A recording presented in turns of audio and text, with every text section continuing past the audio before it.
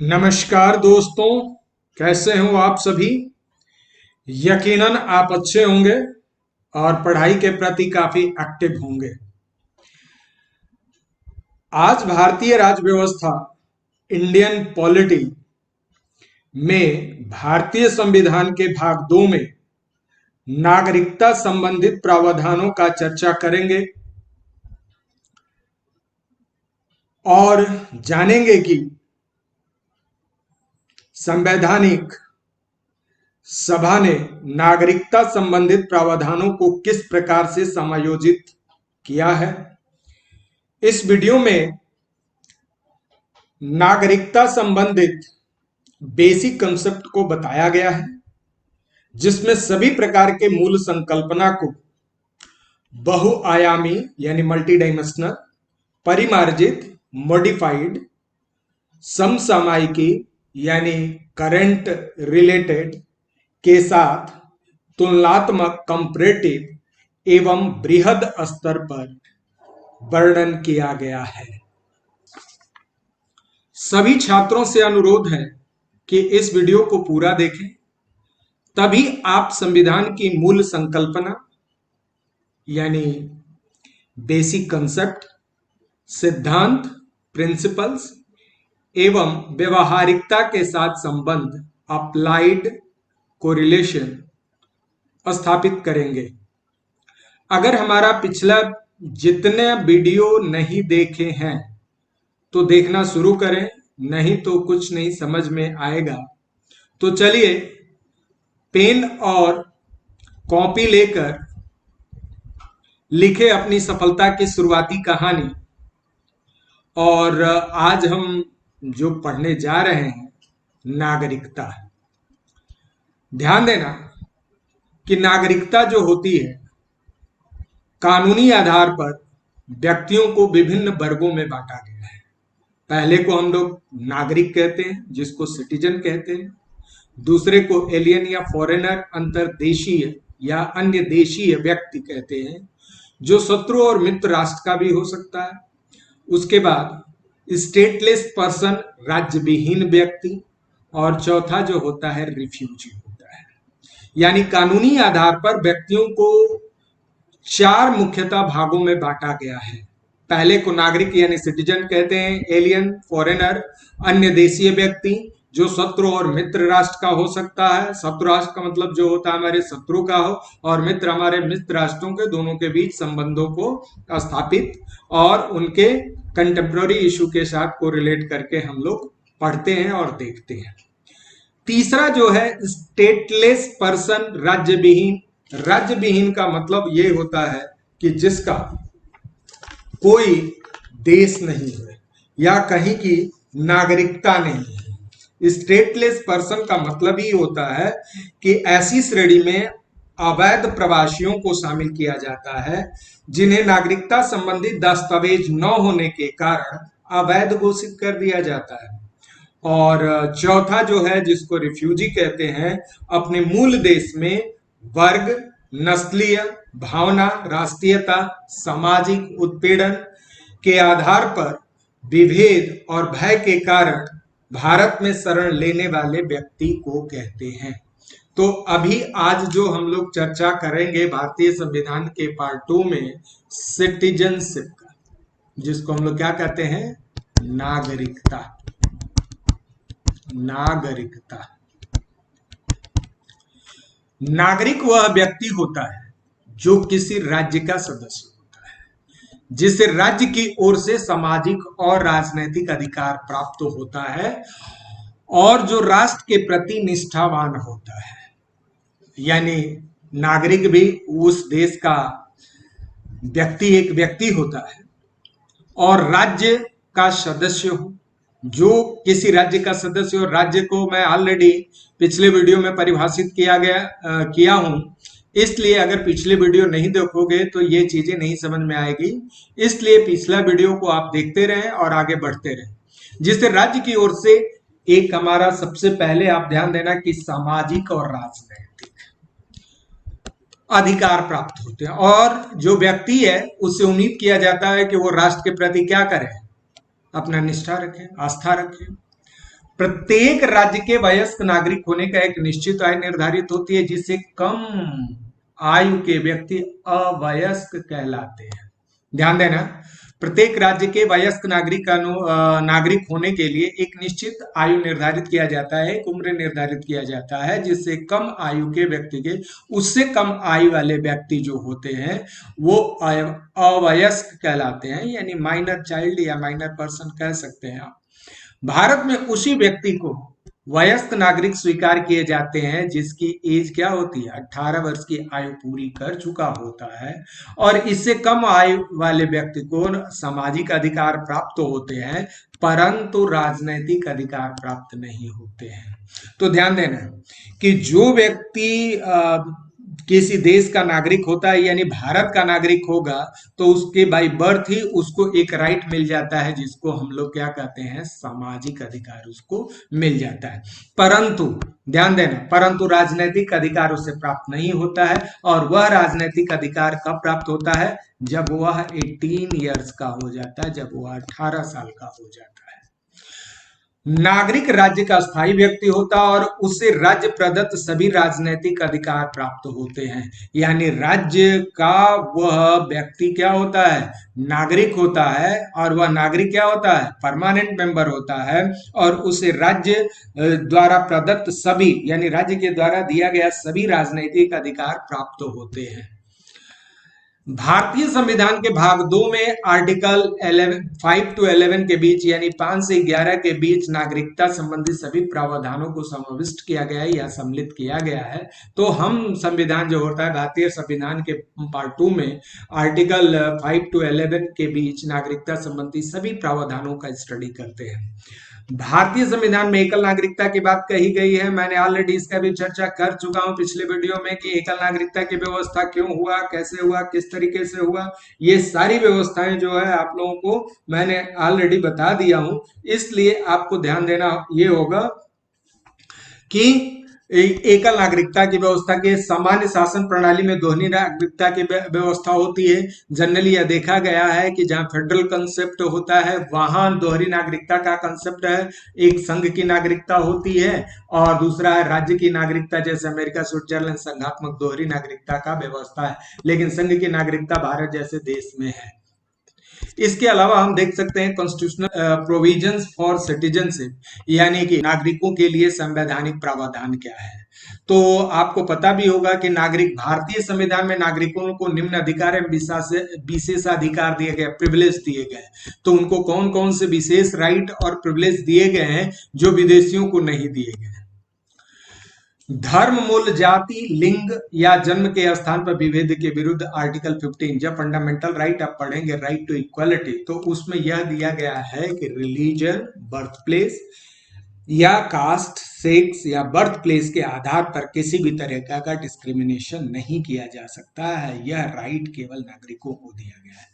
लोक नियोजन के विरुद्ध समता का अधिकार, ये इसमें है, ये इक्वल अपॉर्चुनिटी की बात करता है, जो आर्टिकल 16 राइट टू इक्वलिटी में ये 16 में है। वाक स्वतंत्रता, अभिव्यक्ति स्वतंत्रता, सम्मेलन, संघ, संचरण, निवास और व्यवसाय, आर्टिकल 19 में राइट टू फ्रीडम की जब हम चर्चा करेंगे तो उसमें बृहद स्तर से हम काफी इसको अच्छे से पढ़ेंगे।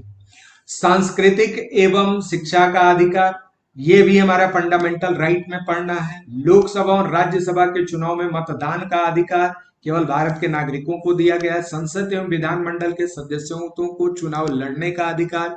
सार्वजनिक पदों जैसे राष्ट्रपति, उपराष्ट्रपति, president, vice president, supreme court एवं हाई कोर्ट के जजेज, राज्यों के गवर्नर यानी गवर्नर, राज्यपाल, महान्यायवादी एवं अटॉर्नी जनरल ऑफ इंडिया और सॉलिसिटर जनरल ऑफ, इसकी योग्यता रखने के अधिकार। नागरिकों को भारत के प्रति कुछ कर्तव्यों का निर्वहन करना होता, उदाहरण के लिए कर का भुगतान, राष्ट्रीय ध्वज का सम्मान एवं राष्ट्रगान का सम्मान, देश की रक्षा। ये नागरिकों से उम्मीद किया जाता है कि उनके कर्तव्य होंगे और इस तरह के कर का भुगतान करेंगे और राष्ट्रीय ध्वज और राष्ट्रगान को सम्मान करेंगे, देश की रक्षा करेंगे।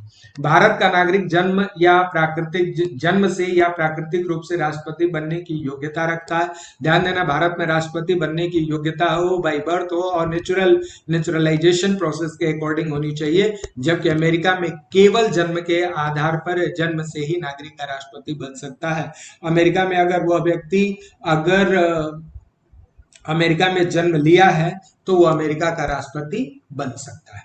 उसी के अंतर्गत कॉन्स्टिट्यूशनल प्रोविजन फॉर सिटीजनशिप के अंदर ये पार्ट आर्टिकल ये 5 to 11 में नागरिकता के बारे में चर्चा किया गया।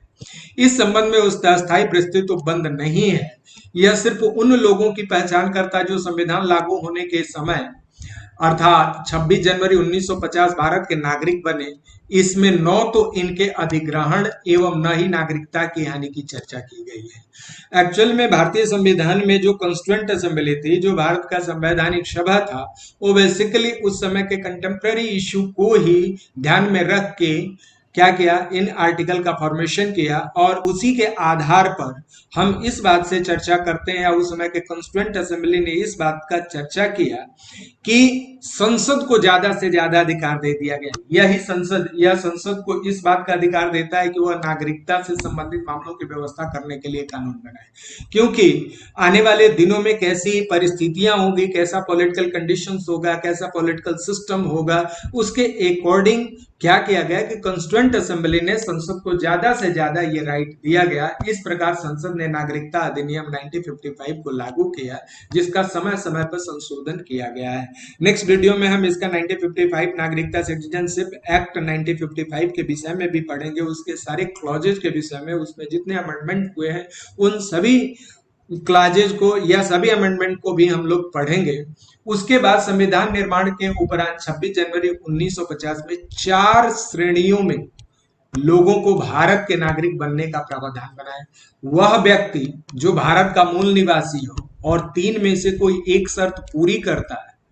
ये शर्तें यदि उनका जन्म भारत में हुआ हो या उनके माता पिता में से किसी एक को जन्म भारत में हुआ है या संविधान लागू होने के 5 वर्ष पूर्व से भारत में रह रहा हो, तो वह भारत का नागरिक होगा।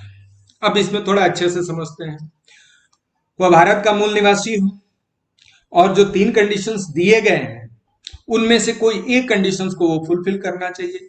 यदि 3 कंडीशन कौन कौन से है? यदि उसका जन्म भारत में हुआ हो, चलिए पहला कंडीशन है यदि उसका जन्म भारत में हुआ तो भारत का नागरिक होगा, या उसके माता पिता में से किसी एक का जन्म भारत में हुआ है, उनके माता पिता पेरेंट्स में से किसी एक का जन्म भारत में हुआ है, ये दूसरा कंडीशन है, या संविधान लागू होने के 5 वर्ष पूर्व से भारत में रह रहा हो।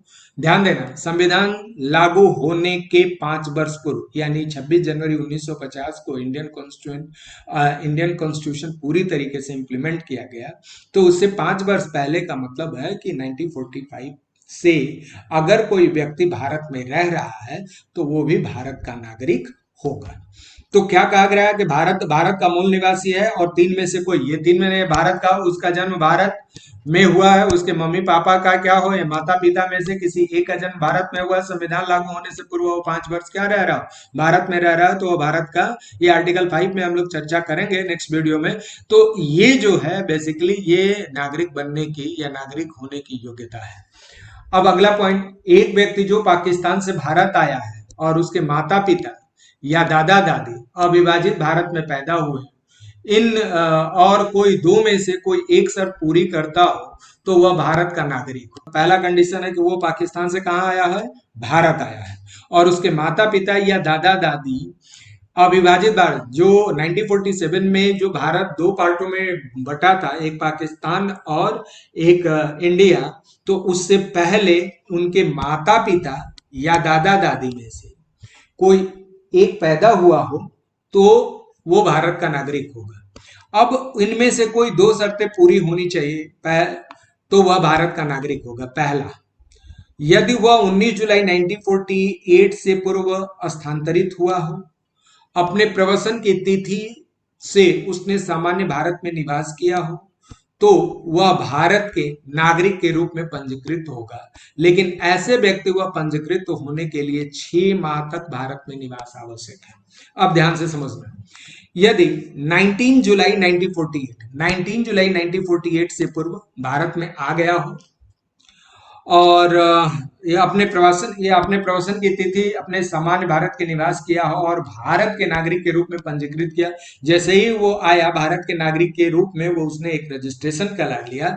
लेकिन ऐसे व्यक्ति को पंजीकृत होने के लिए 6 माह तक भारत में आवश्यक है। मतलब वह व्यक्ति जो 19 जुलाई 1948 से पहले भारत में आया हो और आने से पहले जैसे ही वो आया उससे पहले 6 महीना रहा हो और रजिस्ट्रेशन कराया हो तो वह व्यक्ति भारत का नागरिक होगा। अब दूसरा क्या है, एक व्यक्ति जो 1 मार्च 1947 के बाद भारत से पाकिस्तान स्थानांतरित कर गया लेकिन बाद में फिर भारत में पुनर्वास के लिए लौट आया और फिर उसका मन क्या हो गया कि अपने देश के प्रति फिर उसने क्या हुआ, भारत में लौट आया तो वह भारत का नागरिक बन सकता है। उसे पंजीकरण या प्रार्थना पत्र के बाद 6 माह तक रहना होगा। तो वह कुछ नहीं करना है, बस एक ही काम करना है कि वो रजिस्ट्रेशन करा ले और रजिस्ट्रेशन कराने के बाद 6 महीने तक अगर रह लेता है तो वह भारत का नागरिक होगा। लेकिन ध्यान देना 1 मार्च 1947 के बाद वह भारत से पाकिस्तान गया हो तब एक व्यक्ति जिनके माता पिता दादा दादी अविभाजित भारत में पैदा हुआ अनडिवाइड इंडिया में पैदा हुआ है लेकिन वह भारत के बाहर रह रहा है फिर भी वह भारत का नागरिक बन सकता है यदि उसने भारत के नागरिक के रूप में पंजीकृत कूटनीतिक तरीके पार्षदीय प्रतिनिधियों के रूप में आवेदन किया है। यह व्यवस्था भारत के बाहर रहने वाले भारतीयों के लिए बनाई गई ताकि वह भारत की नागरिकता को ग्रहण कर सके। यानी कहने का मतलब ये होता है कि जिनके माता पिता या दादा दादी जब भारत डिवाइड नहीं हुआ था उसमें पैदा हुए हों लेकिन किसी कारणवश वो भारत से बाहर रहे, भारत से बाहर रहने का मतलब होता है कोई भी देश में रह रहे हों किसी, तो वो भारत का नागरिक बन सकते हैं। भारत के नागरिक बनने का प्रावधान ये है कि डिप्लोमेटिक तरीके से या जो पार्षद रिप्रेजेंटेटिव सिस्टम से आवेदन किया है तो वह भारत का नागरिक बन सकता और यह व्यवस्था भारत के बाहर रहने वाले सभी भारतीयों के लिए बनाई गई ताकि वो भारत की नागरिकता को क्या कर सके, ग्रहण कर सके। इसी के आधार पर अगर कॉन्स्टिट्यूशनल प्रोविजन की अगली कड़ी में हम लोग देखते हैं नागरिकता संबंधी व्यवस्थाएं नागरिकों की चर्चा किया गया है। तो नागरिकता संबंधी क्या किया गया है, इस संविधान में बेसिकली 4 पार्टों में डिवाइड किया। व्यक्ति वो भारत का मूल निवासी है, व्यक्ति वो पाकिस्तान से स्थानांतरित हुआ है, व्यक्ति पाकिस्तान से स्थानांतरित हो या लेकिन फिर बाद में वो क्या हो लौट आ गया हो और भारत का मूल व्यक्ति जो बाहर है। तो देखो नागरिकता संबंधी जो हमारे इंडियन कॉन्स्टिट्यूशन में 4 ही प्रकार से वर्णन किया गया है। एक तो भारत का मूल नागरिक है, इसके लिए तो कोई हमें सर्टेन कंडीशन जस्टिफाई करना नहीं होगा। वह भारत का अगर मूल निवासी है तब तो उसमें कोई बात नहीं, वो भारत का नागरिकता उसको आराम से मिल जाएगी और भारत के नागरिक वो होगा और यहीं की नागरिकता हो। दूसरा जो प्रावधान नागरिकता संबंधित किया गया है वो व्यक्ति पाकिस्तान से स्थानांतरित हुआ हो तो वो भारत की नागरिकता संबंधी प्रावधान का वर्णन हमारे इंडियन कॉन्स्टिट्यूशन के पार्ट 2 में आर्टिकल 5 to 11 में चर्चा किया गया है। और तीसरा कंडीशन है कि व्यक्ति पाकिस्तान से स्थानांतरित हुआ हो लेकिन बाद में लौटा। पहले तो अभी आपने देखा पिछले स्लाइड में आपने देखा कि 1 मार्च 1947 के बाद वह भारत से क्या हुआ कि पाकिस्तान गया और फिर वो लौट कर आया तो उसके लिए भी प्रावधान किया गया है कि वह भारत का नागरिक होगा।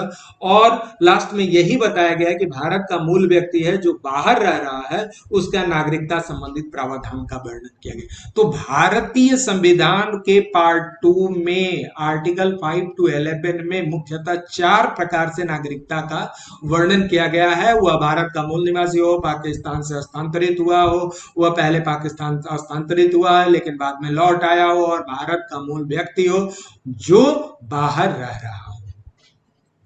नागरिकता संबंधित अन्य, ये ध्यान देना, अन्य संवैधानिक प्रावधान इस प्रकार से है।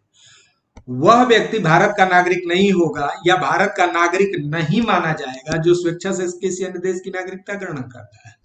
अगर वो जिस दिन भारत की नागरिकता समाप्त उसी दिन भारत की नागरिकता समाप्त हो जाती है जिस दिन वो किसी देश की नागरिकता को क्या कर लेगा, ग्रहण कर लेगा, या वो किसी देश की नागरिकता अगर प्राप्त कर लेता है तो उसी दिन भारत की नागरिकता समाप्त हो जाती है। प्रत्येक व्यक्ति जो भारत का नागरिक है या समझा जाता है वह ऐसा नागरिक बना रह सकता है यदि संसद इस प्रकार के किसी विधान का निर्माण कर सकता है। ध्यान देना, संसद को पूरा अधिकार दिया गया है नागरिकता संबंधित नियम कानून बनाने के लिए। तो वो यही कहा गया, दूसरा पॉइंट ये कि प्रत्येक व्यक्ति जो भारत का नागरिक है समझा जाता है वह ऐसा नागरिक बना रहेगा यदि संसद इस प्रकार के किसी विधान का निर्माण कर दे, इस प्रकार के लॉ बना दे, ताकि जो व्यक्ति रह रहा है उसी के कंटेक्स्ट में अगर वह बना दे नियम और कानून तो वह व्यक्ति भारत का नागरिक हो जाएगा। संसद को यह अधिकार है कि वह नागरिकता के अर्जन और समाप्ति एवं नागरिकता से संबंधित सभी विषयों के संबंध में विधि बना सकती है। यानी संसद को बहुत ज्यादा अधिकार दिया गया है नागरिकता संबंधी, वो भी दोनों तरीके से, या तो नागरिकता प्राप्त करने के लिए या नागरिकता को समाप्त करने के लिए, या नागरिकता संबंधित अन्य सभी प्रावधानों के विषय में भी ये संविधान में खासकर संसद को बहुत अधिकार यानी ज्यादा से ज्यादा अधिकार दिया गया है। अब आप ध्यान देना कि ये अधिकार संबंधित बातें कही गई है। अब हमें ये डिफाइन करना होगा कि सिटीजनशिप की बात कर रहा है, ये जो है सिटीजनशिप, ये जो है ये सिटीजन की बात करता है, ये नागरिकता संबंधित नहीं, ये सिटीजन की बात करता है, ये एलियंस यानी फॉरेनर की बात। नागरिकता संबंधित राज्य का स्थायी निवास होता है, यानी नागरिकता जो होगा वो राज्य का स्थायी निवासी के रूप में होता है। विदेशी सामान्य रूप से राज्य का अस्थायी निवासी होता है। नागरिकता को देश के सभी राजनीतिक तथा सामाजिक अधिकार मिलते हैं। आपको पता है कि राजनीतिक अधिकार उसी को भी व्यक्ति को मिलता है जब 18 साल का एडल्ट हो जाता है तभी मिलता है, और सामाजिक आधार बाय बर्थ मिलता है। जबकि विदेशियों को सामाजिक अधिकार तो प्राप्त तो होते हैं परंतु राजनीतिक अधिकार इनको प्राप्त नहीं होता है। नागरिक अपने राज्य के प्रति पूर्ण निष्ठा रखते हैं, विदेशी उस राज्य के प्रति निष्ठा है जिस देश के वो नागरिक होते हैं। अगर मान लो कोई व्यक्ति अगर अफगानिस्तान का है तो अफगानिस्तान से इंडिया में आया तो इंडिया के प्रति नहीं, वो अफगानिस्तान के प्रति आस्था और निष्ठा रखेगा, और जो व्यक्ति भारत का नागरिक है वो भारत के प्रति आस्था और निष्ठा रखेगा। नागरिक को अचल संपत्ति क्रय और विक्रय करने का अधिकार होता है। विदेशियों को संपत्ति के क्रय विक्रय का अधिकार नहीं होता है। नागरिक अपने देश की सीमा में भर्ती होने के लिए बाध्य किया जा सकता है, विदेशियों को सेना में भर्ती होने के लिए बाध्य नहीं किया जा सकता है। और नागरिक अपने देश की सीमा में कहीं भी रह सकता है, विदेशी को कहीं भी रहने की आज्ञा सरकार से लेनी पड़ती है। तो ये विदेशी और देशी में यानी नागरिक में अंतर है। अब होता है डोमोसाइल। बेसिकली नागरिकता संबंधी प्रावधानों का वर्णन हम सबसे पहले डोमोसाइल अधिवास से कोरिलेट करते हैं या उसको परिभाषित करते हैं। सामान्य तौर पर अधिवास का तात्पर्य अस्थायी घर या स्थान से है, जहां व्यक्ति का इरादा अस्थायी रूप से अनिश्चित काल से निवास करने की होती है। तो कहने का मतलब यही है कि अधिवास वह अस्थायी घर या स्थान होता है जहां व्यक्ति का क्या होता है, निश्चित काल तक निवास करने का अस्थायी इरादा है, तो उसे डोमोसाइल कहते हैं। किसी स्थान पर किसी व्यक्ति के रहने के कारण उसका अधिवास स्थान नहीं हो जाता। अधिवास के लिए निवास के साथ साथ उस स्थान पर अपना अस्थायी घर का आश्रय होना आवश्यक है। कहने का मतलब यही है कि अधिवास जो होता है, किसी स्थान पर किसी व्यक्ति के रहने के कारण उसका अधिवास स्थान नहीं हो जाता। अधिवास के लिए निवास के साथ साथ उस स्थान पर अपना अस्थायी घर अगर हो जाता है तो हम मान लेते हैं या हम समझ लेते हैं या ये भी जाना जा सकता है कि वह व्यक्ति वहां का अधिवास रखता है। अब टाइप ऑफ डोमोसाइल में दो तरह के डोमोसाइल्स होते हैं। एक मूल अधिवास होता है, यानी कि ये आप कह सकते हो ओरिजिनल, ये ओरिजिन ऑफ डोमोसाइल की बात करते हैं। कानून प्रत्येक व्यक्ति को जन्म होने पर उसे अधिवास प्रदान करता है जिसे मूल अधिवास कहते हैं। किसी व्यक्ति के जन्म के समय यदि माता पिता किसी देश में अधिवास रखते हैं तो वही देश उसका अधिवास होगा। मूल अधिवास वह अधिवास होता है जिसके अंतर कानून उस व्यक्ति को अधिवास प्रदान करता है जिसका वहां जन्म हुआ है। तो जनरली हम जन्म के आधार पर मूल अधिवास को परिभाषित करते हैं। उसमें कहा गया कि मूल अधिवास वह अधिवास होता है यानी वह डोमिसाइल होता है जिसके अंतर्गत कानून उस व्यक्ति को अधिवास प्रदान करता है, जिसके अकॉर्डिंग यानी जिस लॉ के अकॉर्डिंग उस पर्सन को उस क्षेत्र में रहने के लिए डोमिसाइल प्रदान करता है, जिसका वहां जन्म हुआ। एक अर्जित होता है, कोई अवयस्क व्यक्ति जब मूल अधिवास को त्याग करके नया अधिवास ग्रहण कर लेता है तो अर्जित आवास कहता है। यदि मान लो कि कोई व्यक्ति ए है, वो किसी बी प्लेस से सी प्लेस पे चला गया, ठीक है, तो बी उसका डोमिसाइल मतलब वहां जन्म है, लेकिन अब वो सी प्लेस पे रहना शुरू कर दिया है, तो उसका अर्जित जो अधिवास होगा, जो एक्वायर्ड या एक्वायर्ड जो कहा जाता है डोमिसाइल जो होगा, वो क्या होगा, तो उसको अर्जित अधिवास कहते हैं। अब इसमें कॉन्स्टिट्यूशनल प्रोविजन ऑफ सिटीजनशिप में डोमिसाइल के रिलेटेड कुछ केसेज आए थे। प्रदीप जैन बनाम भारत संघ के मामले में उच्चतम न्यायालय ने निर्धारित आर्टिकल 5 के अधीन एक अधिवास को मान्यता दिया, यानी अधिवास को परिभाषित किया गया है। वह भारत का अधिवास, भारत में राज्यों के अधिवास को मान्यता नहीं है। जब कोई व्यक्ति एक राज्य का स्थायी निवासी है, दूसरे राज्य में अस्थायी या अस्थायी रूप से निवास करने के लिए जाता है, तो उसका अधिवास नहीं बदलता है और नया अधिवास अर्जित नहीं करता है। यानी प्रदीप जैन बनाम भारत संघ के केस में उच्चतम न्यायालय का यह रिकमेंडेशन था और यह डिसीजन था, यह निर्णय था कि कोई व्यक्ति जो एक राज्य का अस्थायी निवासी है और दूसरे राज्य में किसी कारणवश अस्थायी और अस्थायी रूप से निवास किया जाता है, तो उसका अधिवास नहीं बदलता है और वो नया अधिवास वो अर्जित नहीं कर सकता है। भारत एक परंपरागत परिसंघीय राज्य है, एकदम ट्रेडिशनल फेडरल सिस्टम है। इसको केवल नागरिकता अर्थात भारत की नागरिकता से में मुख्य न्यायाधीश श्री महाजन ने सेंट्रल बैंक ऑफ इंडिया बनाम राम नारायण के मामले में अधिवास शब्द को परिभाषित किया था और इस प्रकार कहा था कि वह स्थान किसी व्यक्ति का अधिवास स्थान हो कहलाता है जहां वह अस्थायी रूप से निवास कर रहा हो और वर्तमान समय में उसे छोड़ने का कोई इरादा नहीं रखता है। तो इन्होंने क्या किया, सेंट्रल बैंक बनाम इंडिया लिमिटेड बनाम राम नारायण के मामले में सुप्रीम कोर्ट ने खासकर श्री महाजन जो उस समय के मुख्य न्यायाधीश थे, उन्होंने यह परिभाषित किया कि वह अधिवास वह स्थान होता है किसी व्यक्ति का जहां वह स्थायी रूप से निवास कर रहा हो और वर्तमान समय में इसे छोड़ने का कोई इरादा नहीं। यानी जो व्यक्ति जहां रह रहा है, अगर वह व्यक्ति उसी जगह पर रहने का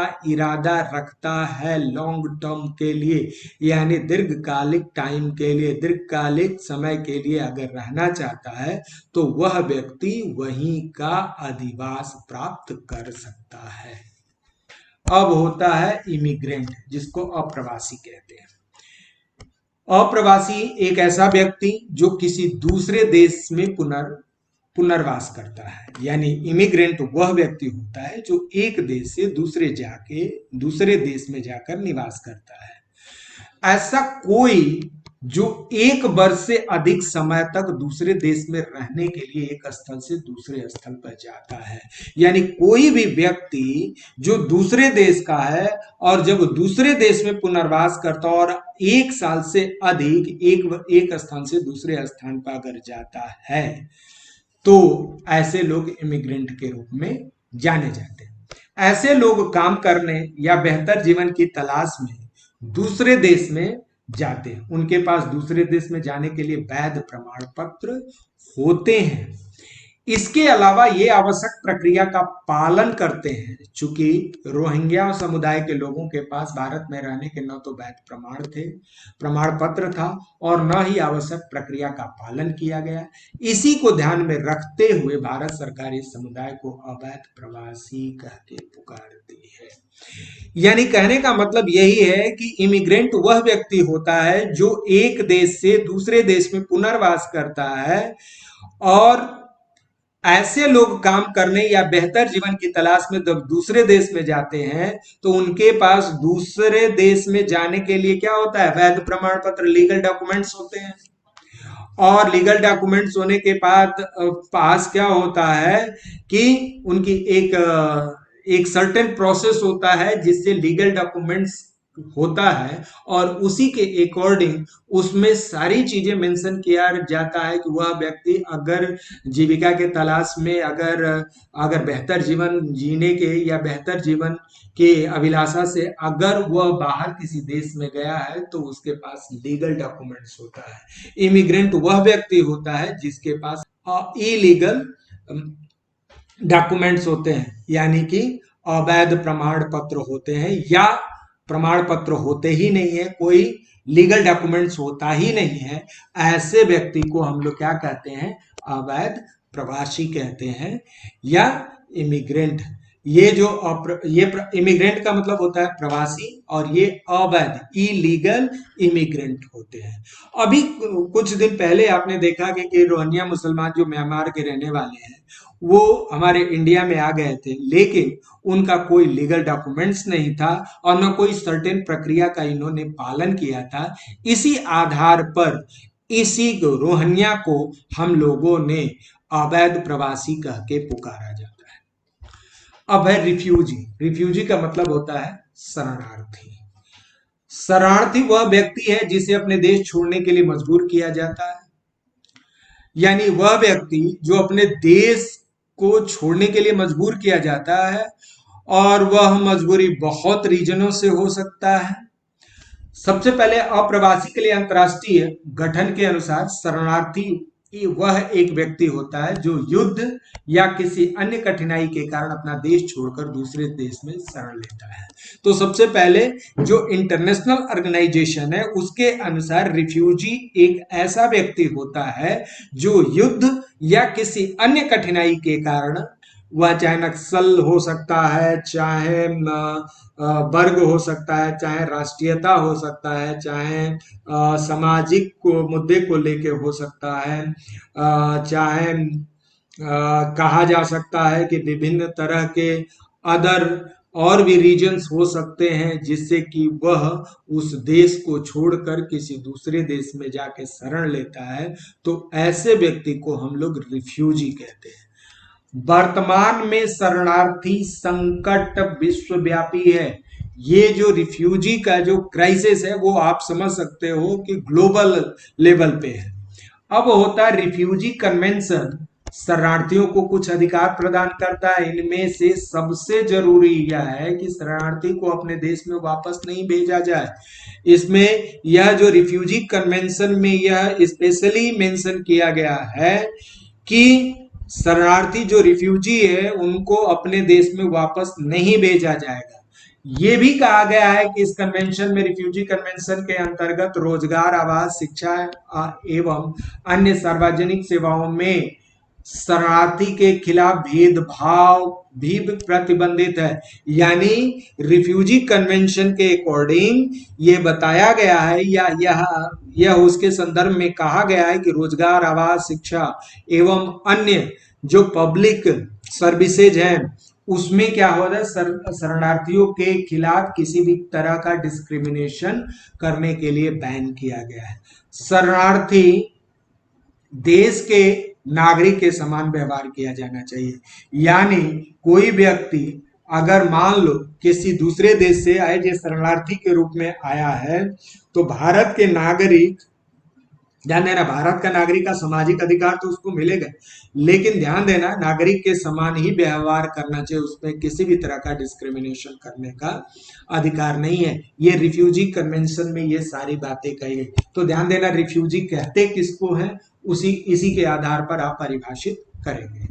अब है डायस्पोरा। डायस्पोरा का मतलब भी होता है प्रवासी। डायस्पोरा का तात्पर्य ऐसे भारतीय नागरिकों तथा भारतीय मूल के लोगों से है जो विभिन्न उद्देश्यों से विश्व के अनेक देशों में अस्थायी या अस्थायी रूप से रह रहे हैं। यानी कहने का मतलब यही है कि डायस्पोरा का मतलब यही होता है कि ऐसे भारतीय नागरिकों से उसको परिभाषित किया गया है जो कभी भारत के मूल निवासी थे, यानी मूल यहीं के लोग थे और अपने विभिन्न उद्देश्यों से वह कामकाज के, अपने जीविका के लिए, अपने अच्छी लाइफ के लिए किसी भी तरीके से जब वो विश्व के विभिन्न देशों में अस्थाई या परमानेंट या टेम्पररी रूप से रह रहे हैं उसको डायस्पोरा कहते हैं। तो डायस्पोरा का मतलब यही हो जाता है कि भारत का कोई भी व्यक्ति किसी देश में रह रहा हो, वह डायस्पोरा के अंतर्गत आता है। उन प्रवासियों में, डायस्पोरा के अंतर्गत उन प्रवासियों को जो कुशल, अकुशल, स्किल्ड, नॉन स्किल्ड, या लेबर, या बिजनेस, या साइंटिस्ट, या मेडिकल, या अदर सर्विसेज जो शामिल है, इस तरीके से लोग माइग्रेट करके किसी दूसरे देश में जाकर रहना शुरू किए, उसी को डायस्पोरा के नाम से जाना जाता है। रेमिटेंस जो होता है, बेसिकली एक प्रवासी अपने मूल देश को बैंक, पोस्ट ऑफिस या ऑनलाइन ट्रांसफर से धनराशि भेजता हो, उसे रेमिटेंस कहते हैं। जैसे गल्फ कंट्री में काम करने वाले भारतीयों, अमेरिका और ब्रिटेन जैसे विकसित देशों में डॉक्टर और इंजीनियर की नौकरी कर रहे एनआरआई भारतीय जब भारत में अपने माता पिता और परिवार को धनराशि भेजते हैं, उसे रेमिटेंस कहते हैं।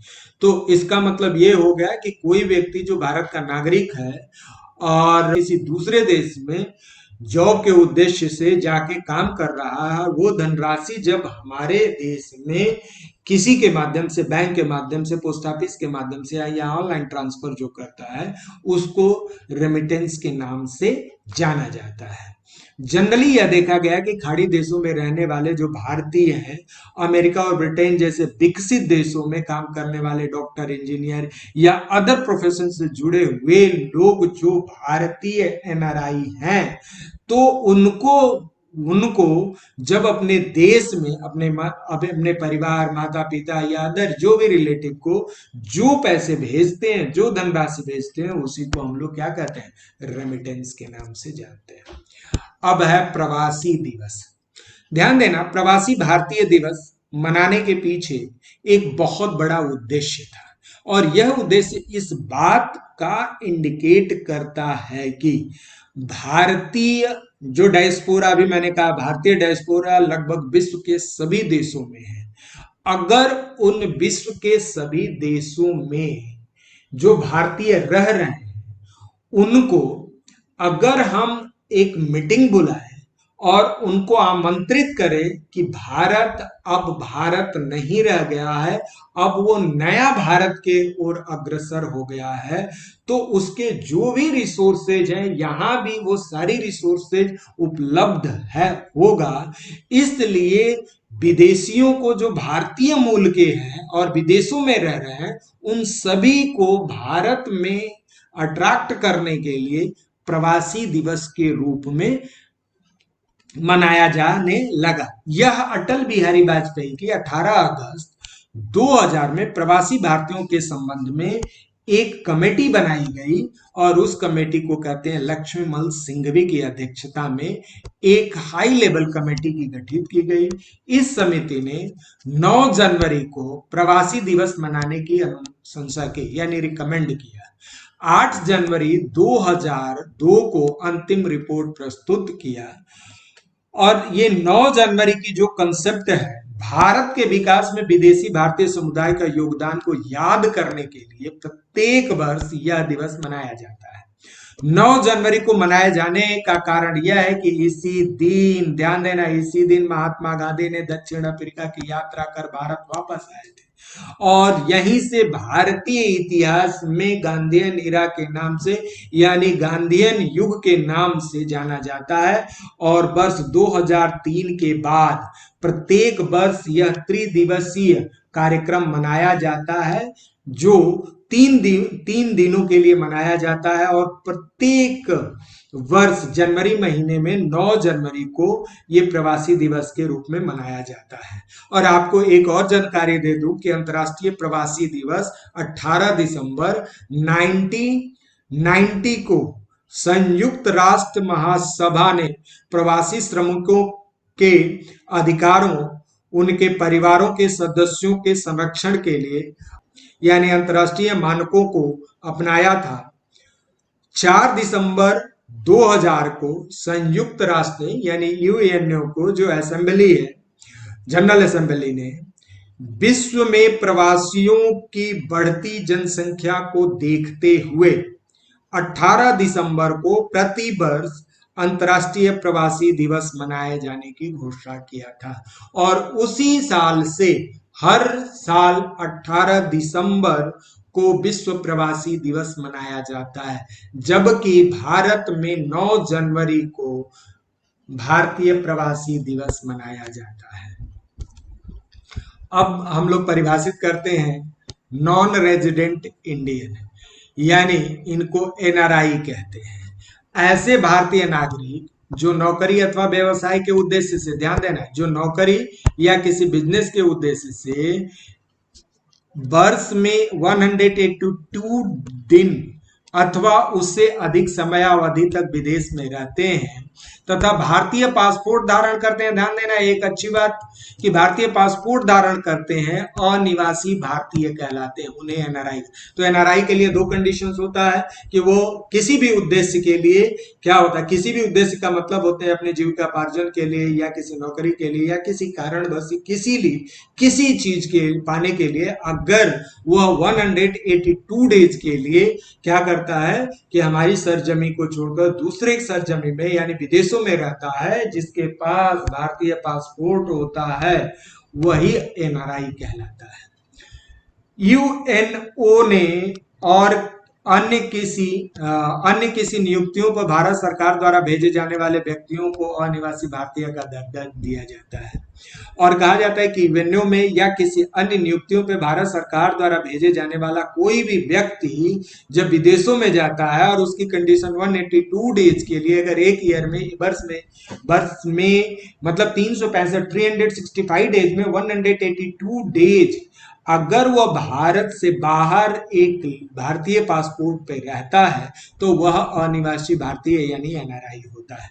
अनिवासी भारतीय लंबे समय से मांग की जा रही है, उनसे भारत में आम चुनाव में मतदान अधिकार दिया जाए। एनआरआईओ का यह डिमांड था कि ये क्या हो कि वो चुनाव में पार्टिसिपेट करें, तो उसके लिए एनआरआई के लिए एक प्रॉक्सी, कहा जाता है कि प्रॉक्सी वोटिंग सिस्टम भी ये 2 अगस्त 2017 से अप्रवासी भारतीय एनआरआईओ को कानूनी यानी चुनाव कानून में संशोधन के प्रॉक्सी वोटिंग के प्रावधान को स्वीकृति दे दी गई है।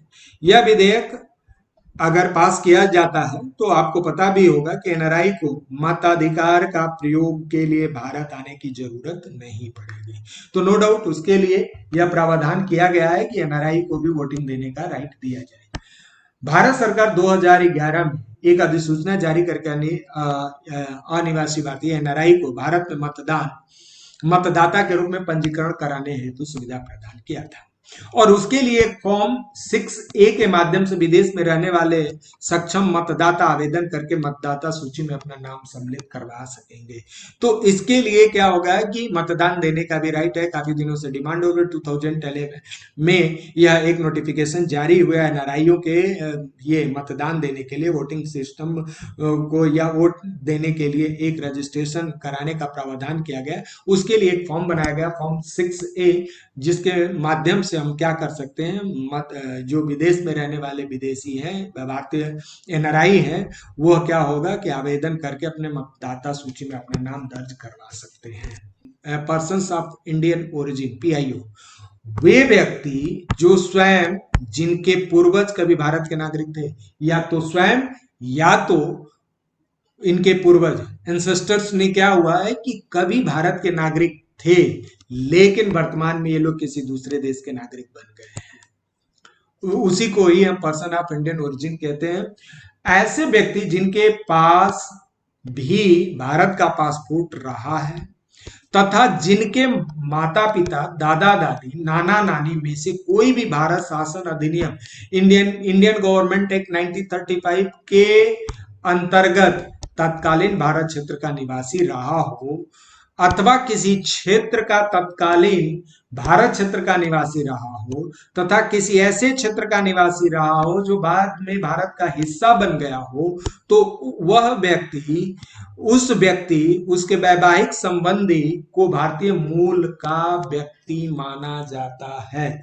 यहां ध्यान देना कि भारत का पासपोर्ट, अगर ऐसे व्यक्ति जिनके पास भारत का पासपोर्ट होने का मतलब होता है कि यहाँ की नागरिकता संबंधित या यहाँ का सिटीजन है जिनके माता पिता दादा दादी या नाना नानी में से कोई भी भारत शासन अधिनियम 1935 के एक्ट यानी इंडियन गवर्नमेंट एक्ट 1935 के एक्ट के अंतर्गत, वो उस समय जब एक्ट बना था तो वो भारत में या भारत क्षेत्र का वो निवासी हो तो वह पीआईओ के अंतर्गत आएगा।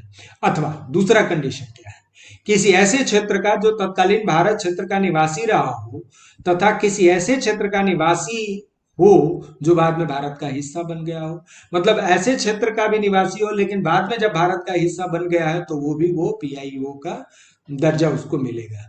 तो उस व्यक्ति, उसके वैवाहिक संबंधों को भी भारतीय मूल का व्यक्ति माना जाएगा, तो वह व्यक्ति को भी भारतीय मूल को माना जाएगा, यानी पीआईओ के अंतर्गत है। ऐसे व्यक्ति जो पाकिस्तान, श्रीलंका, नेपाल, भूटान, अफगानिस्तान, चीन, बांग्लादेश के नागरिक हैं या कभी रहे, वो भारतीय मूल के व्यक्ति में शामिल नहीं होते। ये एक्सेप्शनल केस है कि पाकिस्तान, श्रीलंका, नेपाल, भूटान, अफगानिस्तान, चीन। तो आप ये भी देख सकते हैं इंडिया के पड़ोसी निबर जो पड़ोसी हैं वही उनके अगर नागरिक रहे हैं तो वो भारतीय मूल में वो शामिल नहीं होंगे। अब है पीआईओ कार्ड। ये पीआईओ कार्ड होता है। 15 दिसंबर 2002 में भारतीय मूल के व्यक्तियों के लिए भारतवंशी कार्ड का एक प्रावधान किया गया जिसमें ये सुविधाएं दी गई। पहला, भारतीय मूल के व्यक्ति पीआईओ का कार्ड धारक व्यक्ति कार्ड जारी होने की तिथि 15 वर्षों तक बिना वीजा के वो भारत आ सकता है। अगर कोई व्यक्ति पीआईओ है वह विदाउट एनी वीजा वो 15 साल के लिए भारत में आ सकता है। भारत में आने की तिथि से 180 दिनों तक विदेशी क्षेत्रीय पंजीकरण अधिकारी के पास पंजीकरण कराने की छूट दी गई, और वो आ गया है तो 6 महीने के अंदर वो रजिस्ट्रेशन करा लेगा कि विदेशी क्षेत्रीय पंजीकरण अधिकारी के पास अपना पंजीकरण करा सकता है। भारतीय मूल के व्यक्ति पीआईओ कार्ड धारक को भी अनिवासी भारतीयों के समान आर्थिक, वित्तीय एवं शैक्षणिक सुविधाएं प्राप्त है। अनिवासी भारतीय मतलब एनआरआईओ जैसी इनको भी सुविधा प्राप्त है, परंतु कुछ सुविधाएं इनको नहीं मिली है। जैसे भारतीय मूल के व्यक्ति पीआईओ कार्ड धारक कृषि भूमि नहीं खरीद सकता है। ध्यान देना, ये कृषि पीआईओ जो होता है वो कृषि भूमि नहीं खरीद सकता है। भारतीय मूल के व्यक्ति जो पीआईओ कार्ड है पर्वतारोहण अनुसंधान कार्य या मिशनरी गतिविधियों के लिए सरकार से अनुमति लेना आवश्यक है। चुनाव लड़ने जैसे राजनीतिक अधिकारी ने नहीं दिए गए। तो ध्यान देना कि अगर वो माउंटेनिंग करना या रिसर्च करने के लिए या किसी अदर एक्टिविटीज के लिए, तो उसके लिए गवर्नमेंट से क्या करना होगा, परमिशन लेना पड़ेगा। अब होता है ओवरसीज सिटीजन ऑफ इंडिया। नागरिकता संशोधन 2005 में सभी देशों के भारतीय मूल के व्यक्तियों विदेशी भारतीय नागरिकता प्रदान करने, अपवाद भारत और बांग्लादेश को छोड़कर, का प्रावधान किए गए हैं जब तक कि उनके गृह देश स्थानीय कानूनों के अनुसार दोहरी नागरिकता प्रदान करते हैं। तो भारत सरकार द्वारा समुद्र पारीय नागरिकता प्रारंभ 2005 में किया गया है। तो ध्यान देना, ओवरसीज सिटीजन ऑफ इंडिया का मतलब यही होता है समुद्र पारी यानी सीमा पारीय नागरिकता का प्रावधान 2005 में नागरिकता यानी सिटीजनशिप अमेंडमेंट एक्ट 2005 में इनको सिटीजनशिप संबंधित कुछ प्रावधान किया गया।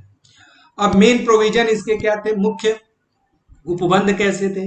ऐसे व्यक्ति जो भारतीय संविधान के लागू होने के समय अथवा उसके पश्चात कभी भी भारतीय का नागरिक रहा हो अथवा भारतीय संविधान लागू होने के समय भारतीय नागरिक बनने की योग्यता रखता हो, वह व्यक्ति जो वर्तमान में दूसरे देश का नागरिक हो परंतु भारत के किसी क्षेत्र से संबंध रखता है, तो 15 अगस्त 1947 के बाद भारत का अंग बन गया है, तो वह क्या होगा, ओसीआई का दर्जा उनको मिल जाएगा। इन योग्यताओं को धारण करने वाले व्यक्ति पुत्र पुत्री, पोता पोती अथवा नातिन को भी ओसीआई कार्ड जारी होगा। जैसे कि डॉटर और सन या ग्रैंडसन और ग्रैंड, अगर डॉटर को भी ओसीआई कार्ड जारी किया जाएगा, परंतु उनके वैवाहिक संबंधियों को ओसीआई की सुविधा नहीं दिया जाएगा। ध्यान देना, वो अगर व्यक्ति किसी और से वो शादी कर लेते हैं, मान लेते हैं कोई व्यक्ति ए है जो किसी ओसीआई को वह पोती है और उसने किसी अमेरिकन से शादी कर लिया, तो उस अमेरिकन को ओसीआई कार्ड नहीं मिलेगा, लेकिन जो व्यक्ति ओसीआई कार्ड धारक के पोती है यानी ग्रैंड जो डॉटर है उसको ओसीआई कार्ड मिल जाएगा। वह व्यक्ति जो कभी भी पाकिस्तान अथवा बांग्लादेश का नागरिक रहा, वो सीमा पारीय भारतीय नागरिकता प्राप्त नहीं कर सकता, उसे प्राय दोहरी नागरिकता भी गए। इसको ध्यान देना, इसे क्या है, ओसीआई को हम दोहरी नागरिकता भी कहते हैं। और दोहरी नागरिकता होने का मतलब ये होता है कि वह किसी देश का नागरिक है और फिर भारत में भी उसको ओसीआई कार्ड मिला। अब ओसीआई कार्ड जो ओसीआई जो नागरिकता की समाप्ति किस तरीके से किया जा सकता है, यदि किसी व्यक्ति ने झूठे तथ्यों के आधार पर अथवा कोई तथ्य छुपाकर सीमा पारी या नागरिकता प्राप्त की है, तो वो क्या होगा कि उसकी नागरिकता समाप्त कर दी जाएगी। यदि वह भारत के संविधान के प्रति असम्मान प्रकट करता है तो भी वो क्या हो जाएगा कि उसे वो नागरिकता समाप्त कर दी जाएगी। यदि वह भारत के युद्ध होने की दशा में शत्रु देश के साथ व्यापार करना अथवा ऐसी जानकारी का साझा जिससे शत्रु देश के लिए हो और भारत की क्षति पहुंचे। कहने का तात्पर्य यही है कि अगर युद्ध की कंडीशन हो गया, शत्रु देश से अगर व्यापार करता है या शत्रु देश को किसी भी तरह की क्या होता है, लाभ पहुंचाता है, अपने देश को हानि पहुंचाता है, तो उससे क्या हो सकता है, उसकी ये नागरिकता समाप्त हो जाएगी। यानी ओसीआई नागरिकता प्राप्त करने के पश्चात यानी 5 वर्षों की समय अवधि के अंदर 2 वर्ष तक जेल रहने की व्यक्ति को दर्जा समाप्त किया जाए। यदि वो 5 वर्षों की अवधि में अगर 2 वर्ष तक अगर जेल में रह जाता है तो ऑब्वियस है कि उसकी दर्जा समाप्त की जाएगी। यदि भारत सरकार की दृष्टि में ओसीआई कार्ड का दर्जा प्राप्त यदि व्यक्ति से भारत की संप्रभुता, अखंडता एवं सुरक्षा, जनहित को नुकसान पहुंचे, यदि कोई भी ओसीआई कार्ड धारक है और भारत की इंटीग्रिटी या सोवरेनिटी या सिक्योरिटी या किसी भी तरीके से जनहित के लिए यानी पब्लिक वेयर के लिए कि पब्लिक वेलफेयर में या जनहित के लिए या लोक कल्याण के लिए किसी भी तरीके का अगर नुकसान पहुंचता है तो उस व्यक्ति की नागरिकता क्या कर दी जाएगी, समाप्त कर दी जाएगी। अब करंट सिनेरियो में क्या किया गया ओसीआई को, नागरिकता संशोधन 2015, नो डाउट जितने भी सिटीजनशिप एक्ट हैं वो हम लोग सेकेंड वीडियो में हम लोग सारी चीजों को डिस्क्राइब करेंगे। तो अभी केवल हम देखते हैं कि नागरिकता संशोधन अधिनियम यानी सिटीजनशिप अमेंडमेंट एक्ट 2015 में यह प्रोविजन था कि विदेशी भारतीय नागरिकता संबंधी प्रावधानों को संशोधित किया गया है। इस भारतीय विदेशी नागरिकता कार्ड धारक नाम से एक नई योजना शुरू किया है जिसमें पीआईओ और ओसीआईओ कार्ड स्कीम को विलय कर दिया गया। तो 2015 में जो नागरिकता अमेंडमेंट एक्ट है उसमें एक प्रावधान लाया गया भारतीय विदेशी नागरिकता यानी इंडियन फॉरेन सिटीजनशिप जो कार्ड धारक हैं यानी कार्ड होल्डर्स हैं, यही एक नया स्कीम शुरू किया गया है जिसमें पीओआई और ओसीआई को विलय कर दिया। तो आप कह सकते हो इंडियन फॉरेनर सिटीजनशिप, ये है सिटीजनशिप कार्ड होल्डर, ये जो है इसका नाम है और इसी में विलय किसको कर दिया गया, पीआईओ और ओसीआई को विलय कर दिया गया है। ओसीआई ध्यान देना, इस विधेयक द्वारा पीआईओ कार्ड योजना समाप्त कर दिया गया है और अभी तक जारी पीआईओ कार्ड ओसीआई कार्ड को दर्जा देने का प्रावधान किया गया है। ओसीआई कार्डधारक व्यक्तियों का लाभ उनकी चौथी पीढ़ी तक के बच्चों को, जबकि इससे पहले यह सुविधा केवल पीआईओ कार्ड धारकों को व्यक्तियों को ही मिलती थी। तो ओसीआई कार्ड धारकों को भी अब चौथी पीढ़ी तक क्या होगा, ये आपको फायदा मिलेगा, लाभ मिलेगा। अब है एंग्लो इंडियन।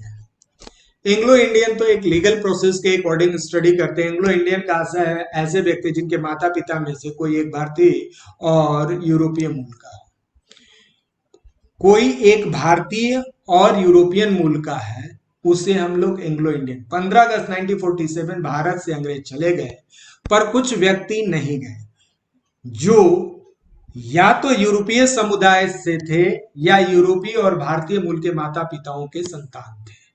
तो ये 1947 में तो मैक्सिमम जो अंग्रेज जो थे चले गए, लेकिन बहुत सारे यूरोपियंस के लोग यहाँ थे, और यहाँ भारत ये महिलाओं से शादी करके, या महिलाएं जो होती है भारतीय पुरुष से शादी कर ली और उसके जो बेबी बोर्न हुए, तो उस व्यक्ति को हम लोग एंग्लो इंडियन कहते हैं। भारत में रहे अंग्रेज को एंग्लो इंडियन कहा जाता है। भारतीय संविधान में आर्टिकल 366(2) के अंतर्गत एंग्लो इंडियन को परिभाषा इस प्रकार किया गया है। एंग्लो अमेरिका ऐसा व्यक्ति होगा जिसका माता या पितृ परंपरा से कोई एक अन्य पुरुष जनक यूरोपीय ओरिजिन का होगा, किंतु भारत के राज्य क्षेत्र में अधिवास कर रहा हो, वो भारत का होगा। और अधिवास क्या, वो भारत के राज्य क्षेत्र में अधिवास, और जो ऐसे राज्य का अधिवासी, जो ऐसे राज्य में माता पिता में जन्मा हो या जन्मा था और साधारणतः निवासी रहा हो, केवल अस्थायी प्रयोजनों के लिए वास नहीं कर रहा हो। तो ऐसे मतलब ओरिजिन कहाँ का हो, यूरोपियंस का हो, लेकिन इंडिया में या पिता या पितृ परंपरा के अनुसार, यानी पैट्रियार्की के अनुसार क्या होती है कि अगर वो भारतीय मूल का है तो वो क्या होता है कि उसे एंग्लो इंडियन कहते हैं। भारतीय संविधान के आर्टिकल, ये ध्यान देना, आर्टिकल 331 के अंतर्गत एंग्लो इंडियन समुदाय को ये लोकसभा में विशेष प्रतिनिधित्व तो दिया जाता है। आपको पता है कि आर्टिकल 361 में ये लोकसभा में ये राष्ट्रपति जो होता है, प्रेसिडेंट, दो एंग्लो इंडियन को नॉमिनेट कर सकता है, यानी कि मनोनीत किया जा सकता है। अब कंपेयर बिटवीन एनआरआई और ओसीआई, तो एनआरआई और ओसीआई के बीच तुलना किया गया है। अब एनआरआई क्या, भारतीय नागरिक के होते हैं जो नौकरी अथवा व्यवसाय के लिए देश से बाहर रहते हैं, जिनके पास भारतीय नागरिकता होती है। तो ध्यान देना, वो नौकरी करने के लिए होते हैं और 182 डेज के लिए जाते हैं, रहते हैं, मिनिमम एक साल भर में 182 में हो जाते हैं, और भारतीय नागरिकता होती है। विदेशी नागरिकता धारण करने वाले वे व्यक्ति होते हैं जो भारतीय संविधान लागू होने के समय अथवा पश्चात कभी भी भारतीय नागरिक रह चुके हैं, जो प्रेजेंट में नहीं है। ऐसे व्यक्ति सामान्यतः एक वर्ष में 182 दिनों में अधिक अवधि तक भारत के बाहर विदेशों में रहता है। ऐसे व्यक्ति विदेशों में ही रहता हो, उसे नागरिक को सभी सुविधाएं मिलती है, जैसे आर्थिक, वित्तीय एवं शैक्षणिक, जबकि समुद्र पारीय नागरिकताओं का दर्जा प्राप्त व्यक्ति को वही अधिक वित्तीय शैक्षणिक सुविधाएं प्राप्त है जो पीआईओ कार्ड धारक को प्राप्त है। भारतीय नागरिक को प्राप्त नागरिकता संबंधित लाभ इन्हें भी प्राप्त होता है, अर्थात एक प्रकार से ये लोग भारतीय नागरिक के ही होते हैं। समुद्र पारीय भारतीय नागरिकता का दर्जा प्राप्त व्यक्ति को आजीवन वीजा मिलता है और विदेशी पंजीकरण का अधिकारियों के पास पंजीकरण कराने की आवश्यकता नहीं होती है। नागरिकता प्राप्त करने के लिए आवेदन की आवश्यकता नहीं होती है, क्योंकि वे भारतीय होते हैं। समुद्र पारीय भारतीय नागरिकता के रूप में पंजीकरण होने के 5 वर्ष बाद आवेदन कर सकते हैं। तो इस प्रकार एनआरआई और ओसीआई में ये मेन डिफरेंसेस रहा है। तो इस आधार पर हम लोग ये भी कह सकते हैं कि एनआरआई और ओसीआई में यह मुख्य अंतर है। इसी के साथ इस वीडियो में आपको basic concept of the citizenship का पूरी तरीके से जितने भी डायमेंशंस हो सकता है वो सारे डायमेंशंस को टच किया गया है और सभी को बृहद रूप से स्टडी किया गया है और आपको मैं बताया हूं। इसलिए इसको आप देखेंगे तभी नेक्स्ट वीडियो इसका पार्ट 2 वीडियो आएगा, तो बहुत अच्छे से उस पर आप समझ सकते हैं, क्योंकि जो नेक्स्ट वीडियो होगा उसमें आर्टिकल बेस होगा और इसके अलावा नागरिकता संबंधी जितने भी करंट इश्यूज है उसके साथ हम लोग पढ़ेंगे। और यही नहीं, प्री और मेंस में जो प्रीवियस ईयर के क्वेश्चंस पूछे गए हैं और आने वाले दिनों में या आने वाले टाइम में जो क्वेश्चन पूछे जाने की संभावना है उस पर भी हम नेक्स्ट वीडियो में चर्चा करेंगे। इसी के साथ मैं ये कहूंगा कि इस वीडियो को आप एक नहीं 2 बार देखें, जितनी बार अगर ना समझ में आए उतनी बार देखें, और यही बेसिक कंसेप्ट है, आप बहुत अच्छे से समझ सकते हैं। इसी के साथ मैं आपसे जरूर कहूंगा कि जो पिछला जितना भी वीडियो है, अगर इंडियन पॉलिटिक में, इंडियन कॉन्स्टिट्यूशन में बहुत अच्छा कंसेप्ट अगर बनाना है तो पीछे के जितने भी वीडियोज हैं वो वीडियो आप लोग देखें और उस पे हमारे टेलीग्राम चैनल में को ज्वाइन करें और उसमें इससे संबंधित क्वेश्चंस प्री और मेंस बेस पे दिए गए हैं, उसको सॉल्व करें और लिखने की कोशिश करें। वही मानक जो होगा यूपीएससी का मानक होता है, और जितनी अधिक से अधिक प्रैक्टिस होगी उतना ही आपके लिए ज्यादा से ज्यादा अच्छा होगा। इसी के साथ मैं आपसे विदा लेता हूं। Thank you very much for watching video, और आपसे अनुरोध है कि इस वीडियो को ज्यादा से ज्यादा सब्सक्राइब करें और शेयर भी करें। Thank you.